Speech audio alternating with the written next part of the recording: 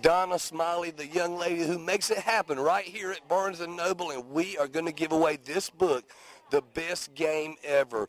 We have Woody Durham, the voice of those fabulous Carolina Tar Heels. We also have former players from the 1957 championship team, Lenny Rosenbluth, as well as Joe Quigg, and of course author Adam Lucas. Well, now, I understand there's a lot of great things happening at Barnes & Noble. Please put the website out there so that our fans can get more familiar where they need to get their reading material from. Okay, definitely stop to bn.com, barnesandnoble.com, or you can stop by our store. We're located in the Glensford Commons Shopping Center, right beside Old Navy.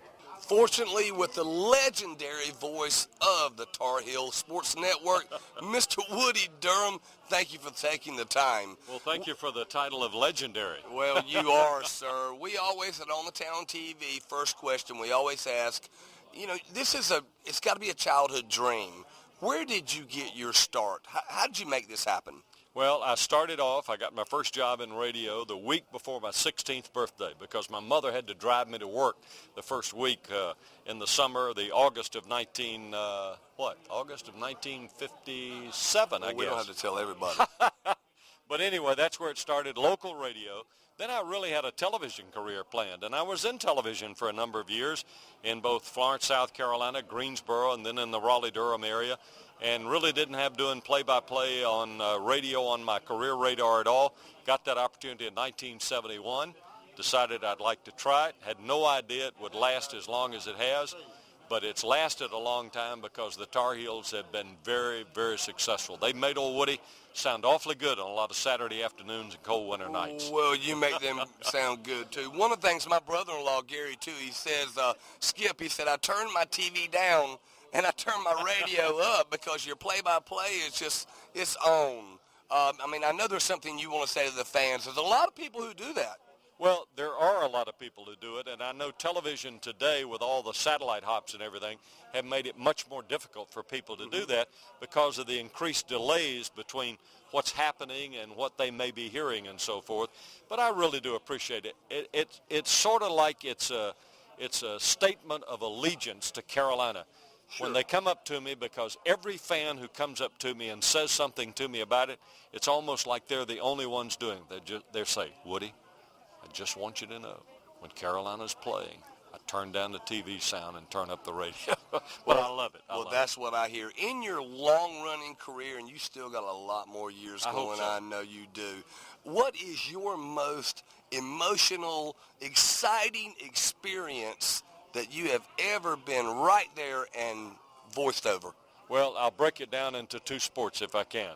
Football, it was the win 2 years ago over Miami at Keenan Stadium in Chapel Hill. That was a big one. When Connor Barth kicked a 42-yard field goal on the last play of the game, and I've never seen Keenan Stadium explode like it did that night. Flash attachments going off all over the stadium, students flooding the field and everything, win over a top 5 team.